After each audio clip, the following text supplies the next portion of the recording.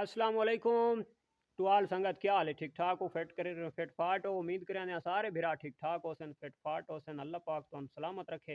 कल दा यार व्लॉग कैंसल हो गया ही, मोबाइल साढ़े कोल बारिश आई है तो मोबाइल की बैटरी हाई कोना, इस वजह तो अज ही मसरूफियत आई। शाम मेले हुण फारुग थाया कम्मा कारां तू ते अज मैं आख्या भेदां तू हट के सिर्फ परिंदा का छोटा जिहा व्लॉग बना छड़ा।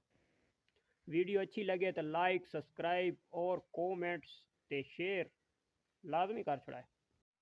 मार्का सारा तो पहले इसनू शामिल करा, ये जड़ा मुल्तान दे विच जोड़ा आया तो इसका मेल गैब हो गया, उद गए शोदी बहुत काफ़ी परेशान बैठी है।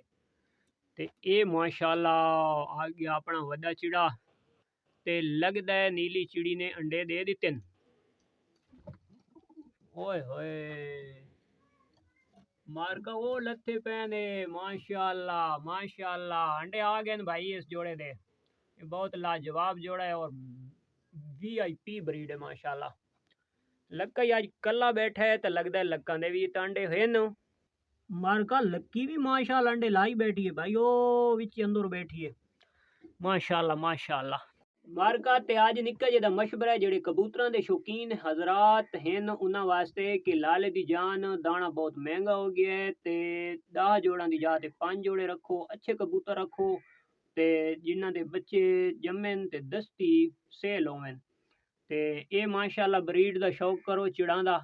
इन्हां दा छोटे छोटे बच्चे तकरीबन 0 कली दे 4000 3000 5000 रुपए दे अच्छी क्वालिटी वाले बच्चे 6 7 हज़ार तक भी सेल थी, यानी कि जी बिस्कटी ब्रीड है तो इसके बच्चे 5 7 हज़ार रुपए दे बसानी सेल हो गए।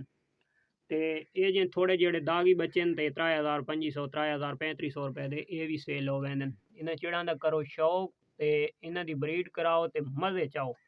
आम कबूतर रखना छोड़ दो, दाना आम कबूतर ही खावना है तो चंगे कबूतर ही खावना है। चंगे कबूतर का शौक करो ते दाने पानी दे ते शौक दे पैसे भी बनाओ ना लाला।